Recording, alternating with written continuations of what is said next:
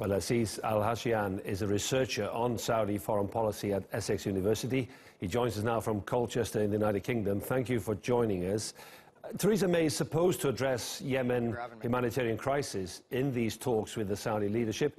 How much impact can we really expect from that? Well, I think the fact that she is saying that she is going to raise it is simply just that. I think she must adhere to the domestic politics, and she must declare that she has said it. But in terms of will it do any effect, I think the nature of Western countries now in the Middle East has been changing. It is not as prominent as it used to be. And this allowed countries in the Middle East, and especially Saudi Arabia, to fill that leadership vacuum. So I don't think it will play much of a role. I think the Saudis and the Saudi government and its policies are still going to be as it was. Given that, then, what in practice could the UK government do in terms of political pressure? Well, what it can do is really raise awareness about the dangers that the Houthi militia actually pose. Now, there is much rhetoric about the role of Saudi Arabia and in this role of Yemen.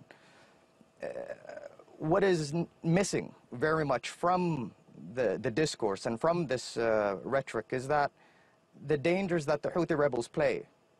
And so if it wants to see itself, and if the United Kingdom wants to see itself play a bigger role in humanitarian aid, then it must put pressure on the Houthi rebels, and as well as Iran, to act responsibly in the region.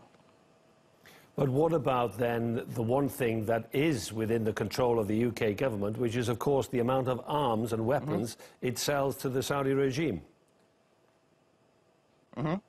What about that? So do you think that the British Prime Minister could be looking at that when she meets leaders in Riyadh? Because that, of course, has a direct impact, does it not, on Yemen?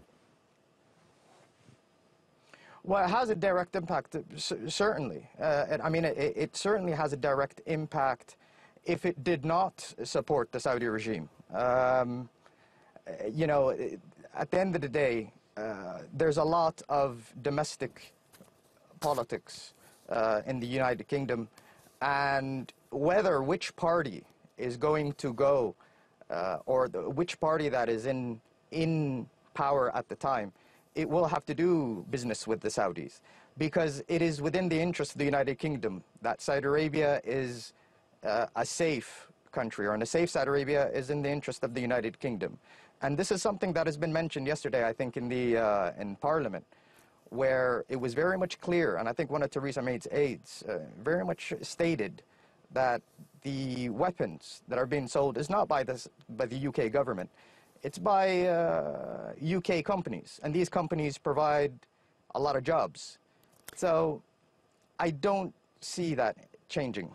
Aziz Alghashian from the Essex University in the UK, thank you very much indeed.